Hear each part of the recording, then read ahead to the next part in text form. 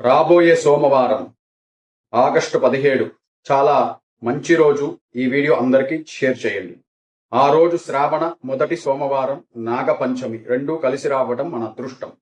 ఆ రోజు ప్రతి ఒక్కరు, స్త్రీలు గాని పురుషులు గాని, ప్రతి ఒక్కరూ మీ దగ్గరలో ఉన్న పుట్టుమన్ను ముందు రోజే తెచ్చుకుని, ఆ రోజు సోమవారం ఉదయం మీరు స్నానం చేసే దాంట్లో కొద్దిగా కలుపుకొని స్నానం చేయండి. చర్మ వ్యాధులు నయమవుతుంది.